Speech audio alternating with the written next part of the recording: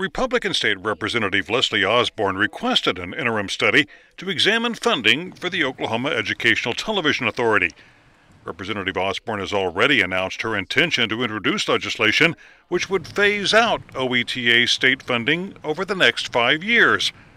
According to Osborne, it's a matter of priorities and deciding where the state should be allocating its resources. So the question is public media a funding priority, and should we be paying for media with the taxpayers' dollars? Despite a national recession, a recent survey shows more than 2/3 of those questioned oppose eliminating government funding of public broadcasting.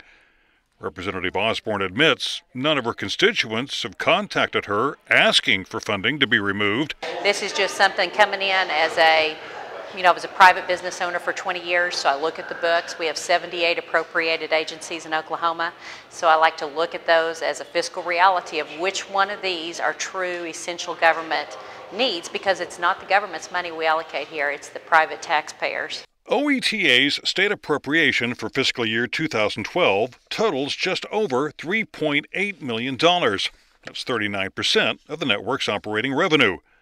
To put that into perspective, the state's total budget for FY 2012 is more than $6.5 billion.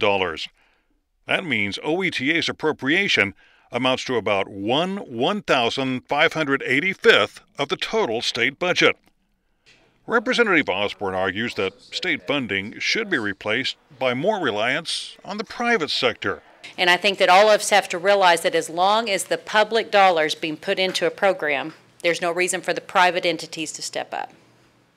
When the public dollars go away is when we see individual donors, when we see foundations and corporate underwriting increase. Skip Hinton, president of the National Educational Telecommunications Association, or NETA, questions that argument. We don't seem to feel that if you took away government funding that highways would be constructed.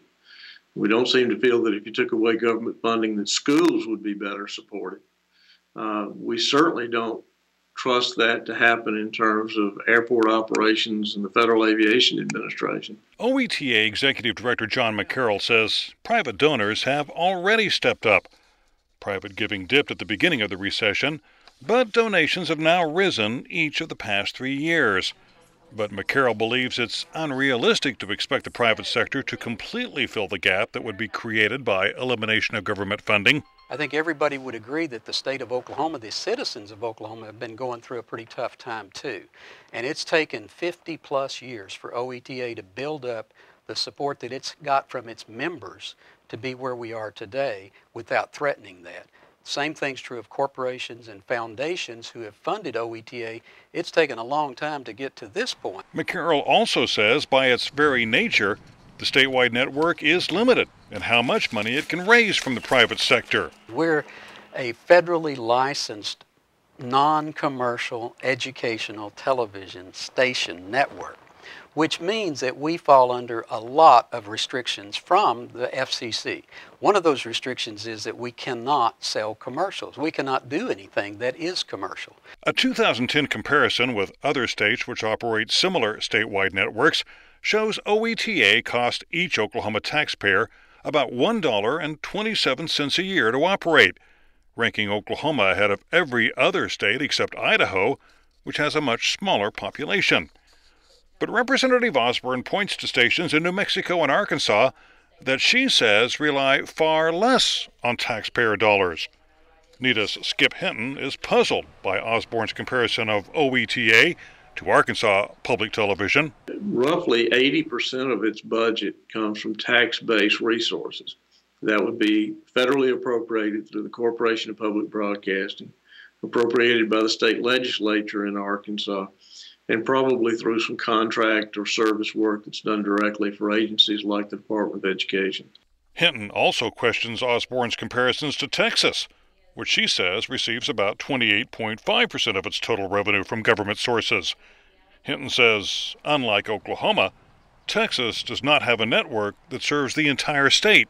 There are, I believe, 12 separate entities that operate public television licensees in the state of Texas. Some of these are university licensees, some are community-based or 501c3 nonprofit entities. All of them have a service base that's limited to specific communities. In contrast, OETA's network reaches 95% of Oklahoma, with 4 transmitters and 14 translator stations. More than 1.8 million viewers tune into OETA on a weekly basis, making it the highest-rated public television network in the country. The debate over government funding of public television has raged for years at both the state and national levels.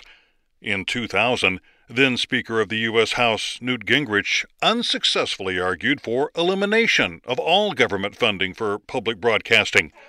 More recently, states such as Virginia have slashed funding for public television networks. Jonathan Small of the Oklahoma Council of Public Affairs quoted Virginia Governor Bob McDonnell in calling for elimination of OETA's state appropriation. Public broadcasting is a wonderful resource providing quality programming that is cherished by many. Nevertheless, in our modern media world, he said, there are thousands upon thousands of content providers operating in the free market. They compete with each other, and viewers and listeners have their choice as to what to tune into or what to turn on. The free market is often cited by opponents of government funding for public television, pointing to alternative sources of information such as cable and the internet. Joe Foote, Dean of the Gaylord College of Journalism at the University of Oklahoma, argues that public service broadcasting fills a niche that no one else is occupying. Some of the commercial competitors have taken a slice out of public broadcasting's remit, but they certainly have not covered the whole landscape, and no one is going to be doing it with the zeal, dedication, commitment for the long term as public broadcasting. There are also doubts about commercial broadcasters' willingness to replace programming provided by public television. Their responsibility is not a service to the viewer. Their responsibility is to return on an investment made by individuals and by corporations.